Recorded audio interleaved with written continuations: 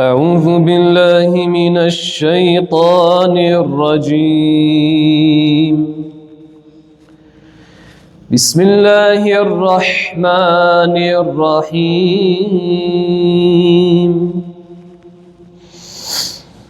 إن الله وملائكته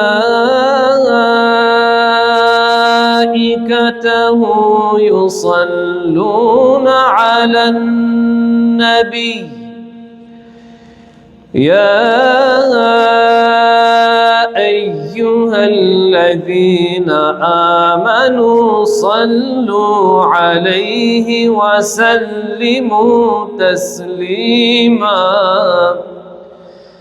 اللهم صل وسلم وبارك على سيدنا محمد وعلى آله وصحبه أجمعين.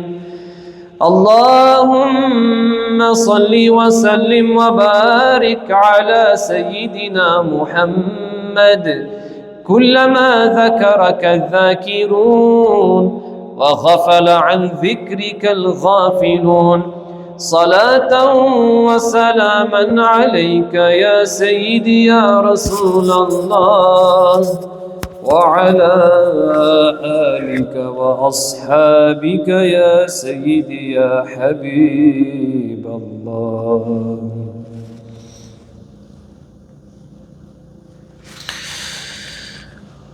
لو مدینے کی تجلی سے لگائے ہوئے ہیں، لو مدینے کی تجلی سے لگائے ہوئے ہیں، دل کو ہم مت لائے انوار بنائے ہوئے ہیں، دل کو ہم مت لائے انوار بنائے ہوئے ہیں۔ کشتیاں اپنی کنارے سے لگائے ہوئے ہیں، کشتیاں اپنی کنارے سے لگائے ہوئے ہیں، کیا وہ ڈوبے جو محمد کے ترائے ہوئے ہیں، کیا وہ ڈوبے جو محمد کے ترائے ہوئے ہیں، اور شرم عصیاں سے نہیں سامنے جایا جاتا، شرم عصیاں سے نہیں سامنے جایا جاتا، یہ بھی کیا کم ہے تیرے شہر میں آئے ہوئے ہیں، یہ بھی کیا کم ہے تیرے شہر میں آئے ہوئے ہیں، اور قبر کی نیند سے اٹھنا کوئی آسان نہ تھا، قبر کی نیند سے اٹھنا کوئی آسان نہ تھا، ہم تو محشر میں انہیں دیکھنے آئے ہوئے ہیں، ہم تو محشر میں انہیں دیکھنے آئے ہوئے ہیں، اور نام آتے ہی ابو بکر و عمر کا لب پر، نام آتے ہی ابو بکر و عمر کا لب پر، کیوں بگڑتا ہے وہ پہلو میں سلائے ہوئے ہیں، کیوں بگڑتا ہے وہ پہلو میں سلائے ہوئے ہیں، اور کیوں نہ پل رہا تیرے اعمال کا بھاری ہو نصیب، کیوں نہ پل رہا تیرے اعمال کا بھاری ہو نصیب، اب تو میزان پہ سرکار بھی آئے ہوئے ہیں، اب تو میزان پہ سرکار بھی آئے ہوئے ہیں، لو مدینے کی تجلی سے لگائے ہوئے ہیں، دل کو ہم مت لائے انوار بنائے ہوئے ہیں۔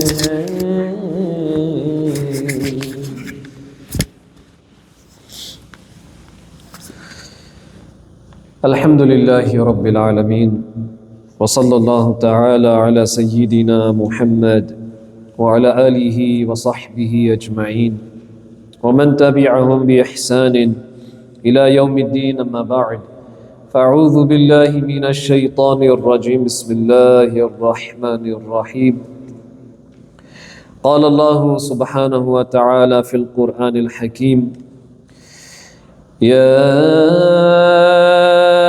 أيها الناس إنا خلقناكم من ذكر وأنثى وجعلناكم شعوبا وقبائل لتعارفوا إن أكرمكم عند الله أتقاكم إن الله عليم خبير، صدق الله العظيم وصدق رسوله النبي الأمين الكريم، اللهم صل وسلم وبارك على سيدنا محمد طب القلوب ودوائها وعافية الأبدان وشفائها ونور الأبصار وضيائها وعلى آله وصحبه أجمعين، السلام عليكم ورحمة الله وبركاته۔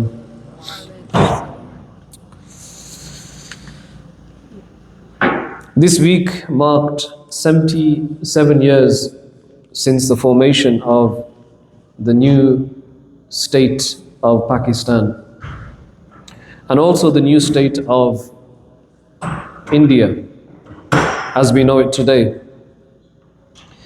Quite famously, Dr. Allama Iqbal rahimahullah ta'ala once said, nations are born in the hearts of poets, and they prosper and they perish at the hands of politicians.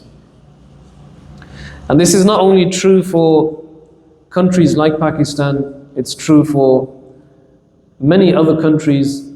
Historically, there were countries that have now ceased to exist They are names which people are not even familiar with anymore, simply because of this statement: they perish at the hands of politicians. And we've seen this time and time again. 77 years this week marks the Independence Day of Pakistan, the newly formed state, nation state, and the separation and the partition that took place from India. And as people who hail from that part of the world, understanding what actually happened, the repercussions, the consequences of partition, the severity of it, is highly important for us in order for us to understand where we are today and where we're heading in the future.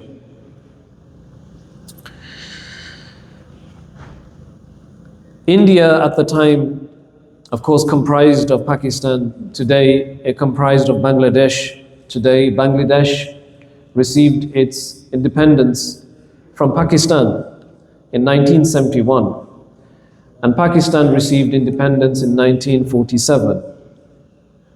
What exactly does independence actually mean? It's a word which generally in the English language is a very positive word. To be independent is to be autonomous, to make your own decisions. And so people have this understanding of independence, and they apply this to the state of Pakistan today. And then the celebrations that take place every single year as a result of this stems from this false understanding of independence and autonomy. But independence did not mean that. And there have been books written on this from Muslims, from Hindus, from British, for the past 77 years. And what happened 77 years ago has been documented to very gruesome and brutal detail. And if we don't understand and know this, how do we expect other people to know? I was in the council house, the council building, a few days ago on the day of independence. And the crowd there was largely non-Muslim. We had the MP of Doncaster, and we had people from the NHS, we had working class and working professionals, doctors and others. And there was a chap there from Australia, from Perth. And I mentioned a few points with regards to what happened during the partition. And at the end, he came up to me and he said, I did not have any idea about this. He said, I only knew that there was a country called India and there was a country called Pakistan. Both of them are very good at cricket and they both hate each other. This is all I knew. And it's no surprise for somebody like that on the other side of the world not to know about the realities of partition. But for you and I, who are from South Asia, that's our homeland, our ancestry is from there. If we don't know about this, how do we expect others to know? How are we going to educate those people about the tragedies that took place? India at the time was an extremely rich country. I'm going to give you some statistics today that will blow your mind. India at the time was rich in cotton, it was rich in silk, it was rich in spices. It was known as the land of spices. And it had natural resources, and it still does today. And many people in medieval history were trying to locate India. The most famous of these is Christopher Columbus. He was actually trying to get to India. He miscalculated and ended up in what is today known as America.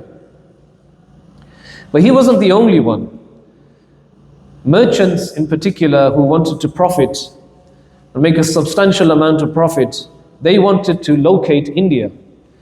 And so the very first people to actually come to India, there were 5 nations that came.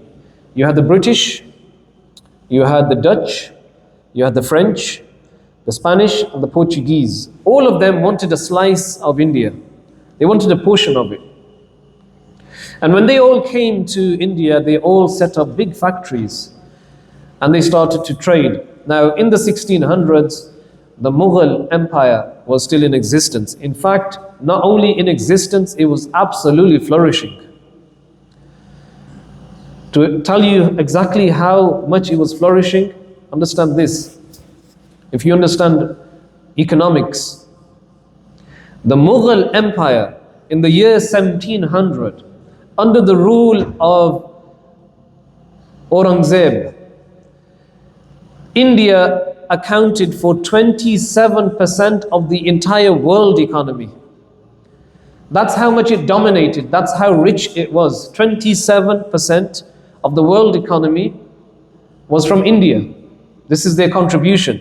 Aurangzeb took it to this level, to these heights. Now, fast forward to 1947, India does not even account for 4% of the world economy. And this was a direct result of looting India to such an extent that by the time the British left India, people were not even surviving in their 20s, meaning the death and the life expectancy did not exceed 20s. People were dying very, very young because there was poverty everywhere. There was famine everywhere. And this wasn't natural famine. This was man-made, orchestrated famine that caused people to die for absolutely no reason. So from 1700, 27% of the world economy, to 1947, when it doesn't even account for 4% of the world economy, you can understand how much looting actually took place. And the irony is, the British even took the word loot. This was an Hindi Urdu word. If you check in the Oxford Dictionary, any English dictionary, locate the word loot, and they will tell you it means to rob. Meaning they did not even spare the vocabulary in India, let alone the resources. Now, Pakistanis and Indians, Bengalis, Afghanis, that entire region, we all share the same blood, the same flesh, language, culture, dress, food. We're all one. And this was all divided. And it was done with a master plan in place. However, I'm not going to delve into what many may consider conspiracy theories. I'm going to give you hard facts. The British first came into India not as a government, they came as merchants in the 1600s, 1650, 1615. They make a deal with the ruler at the time, Jahangir, and they allowed to set up their bases in India. And they specifically chose places like Bengal because these were places which were flourishing in terms of crop and agriculture. Punjab is another place. It's a province. Punjab means 5 rivers. Panj as in 5, and Ab, which means rivers. Hence Punjab.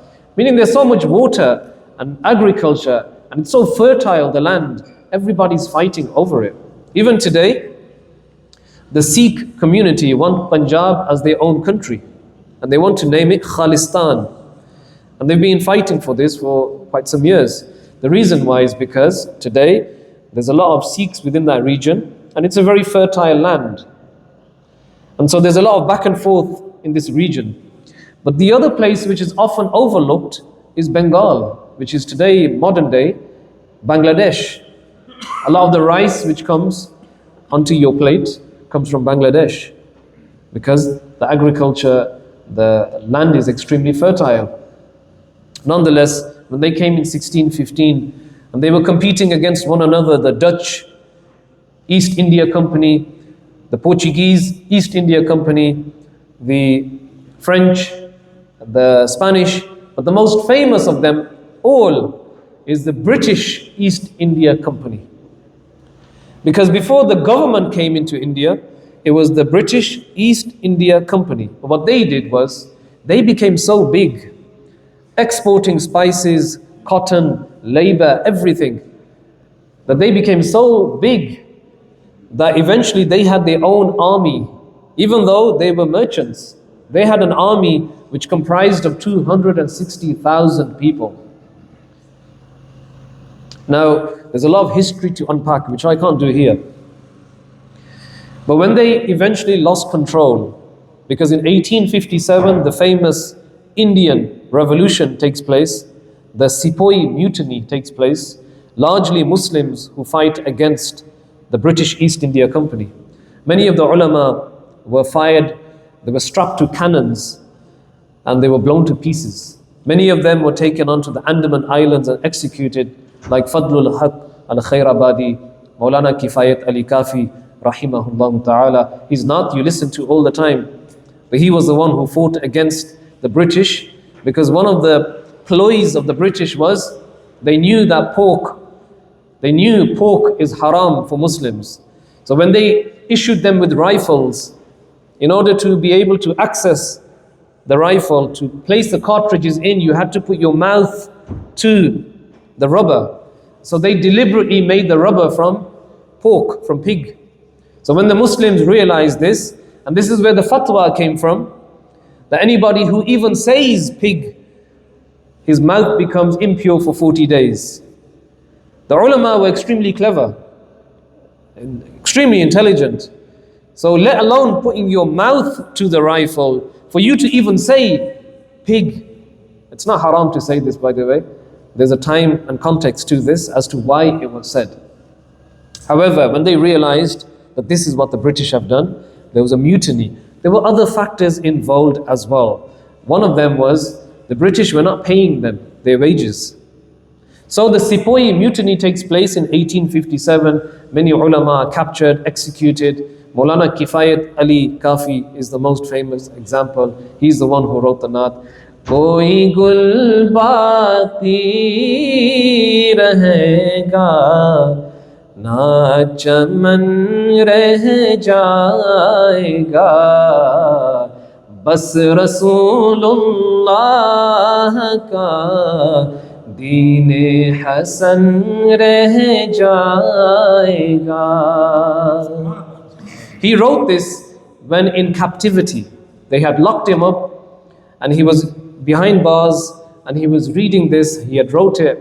And when they were taking him to the gallows to execute him, the ulama alongside the prisoners, they wrote this poem down and they preserved it. That Moulana Kifayat Ali Kafi wrote this poem whilst he was in captivity just before he was executed. And eyewitness accounts at that time, and they documented it later, said that when they were taking him, he was actually reading it on his way there with a big smile on his face. So this is a big sacrifice which ulama made before the partition takes place, well before the partition takes place. Now, there's three major figures when it comes to the partition. There's many more, but three in particular. You had Jawaharlal Nehru, which he's a very fascinating character. Then you had Louis Mountbatten, who was the viceroy of the British. And then you had, of course, Quaid-e-Azam Muhammad Ali Jinnah. Now, there were many others as well behind the scenes, like Allama Iqbal, you had Gandhi, you had many other people behind the scenes. And the idea of partition, which many Pakistanis don't actually realize, Muhammad Ali Jinnah never actually wanted the partition. He only wanted the partition when he realized that the others were collaborating against him. He then realized that the Muslims need their own state, because otherwise, in a Hindu-dominated society, the Muslims are going to face extreme hardship. And so he fought for independence, and he was given it. So we have a lot of debt that we owe to people like Muhammad Ali Jinnah, to Allama Iqbal. These people did a lot of service. Allama Iqbal passed away even before Pakistan was created. I believe he passed away in 1940. Pakistan was created in 1947. But behind the scenes, these people did immense amount of work and they contributed immensely, but they never saw the fruits of their labor. They never lived to see it. Now, I'm trying to unpack a lot of statistics in my head. Partition was actually supposed to take place in 1948, not 1947. In 1857, when the Sepoy Mutiny takes place, the British East India Company lose control. So the British government now comes in. And this is where the British Raj now starts. The government now comes in. They dismiss the British East India Company, it's dissolved. The British Raj now takes control. Now there's many pockets in India at that time who were totally independent from the British Raj. These were called princely states. And there were about 562 of them. The most famous of them was Jammu and Kashmir. Now Jammu and Kashmir was ruled by a Maharaja, he was a Hindu. But the population was predominantly Muslim, as it is today. So they weren't part of the British Raj. They had to pay in order to be autonomous, to be separate and independent. Another place was Hyderabad. Now Hyderabad, the leader was Muslim, but the people were predominantly Hindu.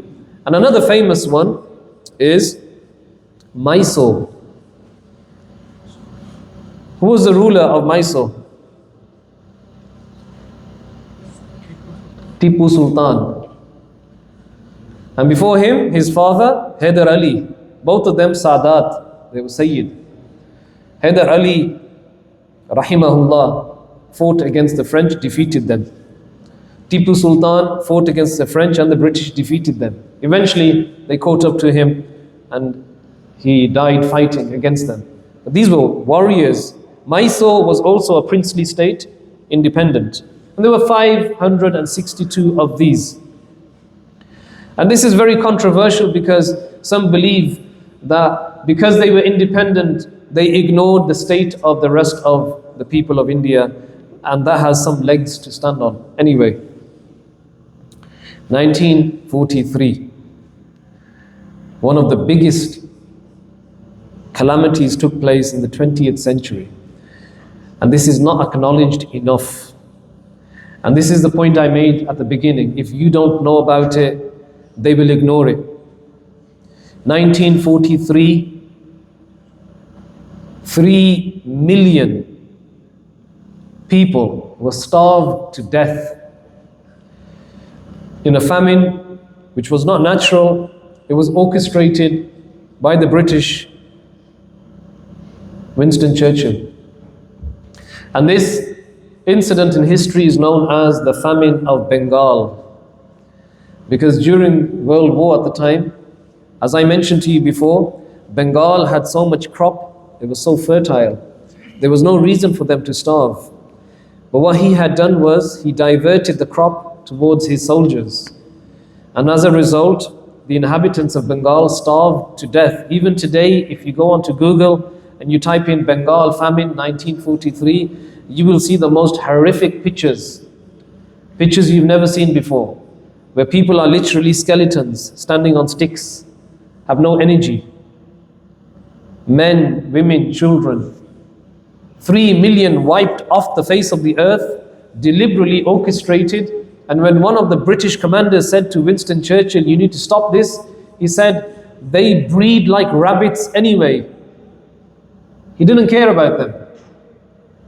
He had no guilty conscience that he's just executed in the most horrific of manners 3 million Bengalis. And today there's not even so much as a plaque to remember this tragedy by. And what's worse is, we don't know our history enough to be able to know about this, to then tell other people that this is actually what happened in living memory. This is in living memory, 1943. There's people still alive today who are older than that. 1943 is not a long time ago. That was 1943. When they realized they're losing control of India, Muhammad Ali Jinnah fights for a separate state, Pakistan, which means a pure land. Pak means pure. Stan is land. Pakistan. And so he fights for this. He was a very intelligent man, a lawyer. He studied within England. highly educated man, very sophisticated. And he was often dressed in a suit. Rarely did you see him in shalwar kameez. He did wear this, but predominantly he was wearing clothes like this. Now, 1948, the British decide we're going to leave India. The years leading up to this, there's so many communal riots between Hindus and Muslims and Sikhs. Many people were massacred for no reason whatsoever. I wanted to mention some really horrific accounts, but I can't because of the children. 1948, they decide to leave. However, the Viceroy at the time, Louis Mountbatten, is not going to wait until 1948. Now I want you to picture the scene. People are going about their day-to-day lives, working in the markets. People sat in the barber's chair.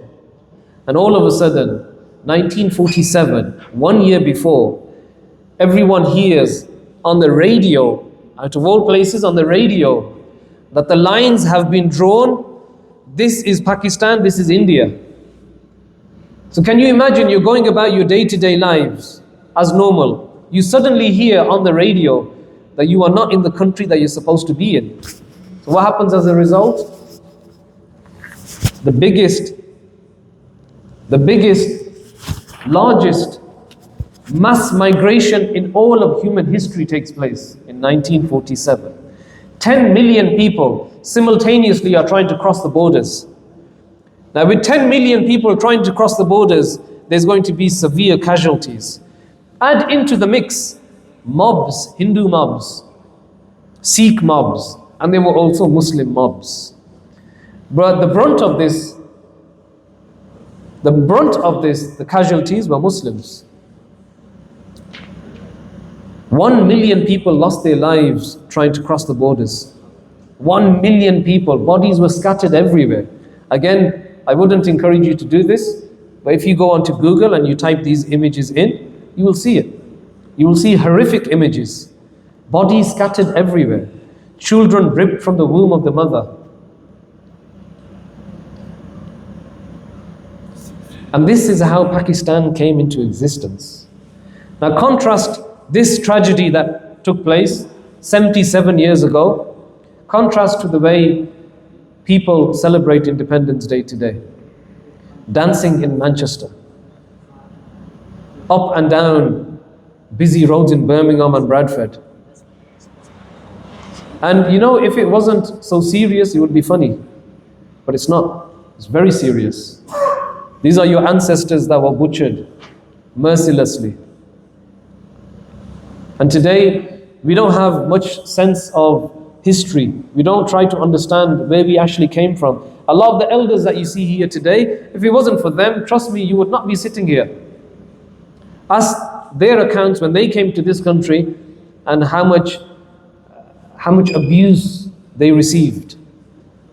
You get offended when somebody calls you a Paki, and rightly so, but they suffered that well before you came. They saw the worst of it. They saw racism that nobody had experienced before in this country. But they tolerated it, they put up with it. They carried on working, and they got to where they got to. And today our state is such that the masjid needs defending, no doubt. But Muslims turned up to certain masajid, I won't mention which areas, they turned up to certain masajid and they were drunk. And they came to, quote unquote, defend the masjid. We don't need defenders like this. Thank you very much. We would rather you don't defend the masjid. So partition was gruesome. It was brutal. And we have to know about this.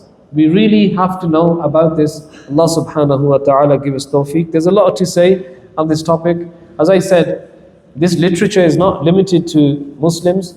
In fact, the greatest contributors to this topic are Indians, Hindus. I would actually encourage you to go and read a book called Inglorious Empire by Shashi Tharoor, who's actually a Congress member today within Indian Parliament. Read his book. It's a very fascinating book. If you want to really get to grips with what actually happened in partition, who was to blame, and what the British actually did. And you'll really appreciate where you are today, and you'll really appreciate what our elders contributed to this society to get it to where we are today. But I want to finish with one thing, and it's really important. Yesterday there was an interview that took place in Afghanistan, and I beg your pardon, I don't know his name, but he was a high cabinet member, the spokesman, very well spoken. And one of the questions he was asked towards the very end was to give some advice to Muslims who are now living in the West. What advice would you give them? And he said, don't forget your culture, don't forget where you came from, don't forget your ancestry, and visit your lands. Visit the Muslim lands. He said, not so much go and migrate back there. He didn't say this, but he said, whatever you learn in terms of profession, whichever skills you learn here, go back and teach those people this. Teach them this. Don't keep it to yourself. Contribute to the society back home as well. Because that was a fundamental reason why our elders came to this country first. Not to settle here entirely, but to eventually go back.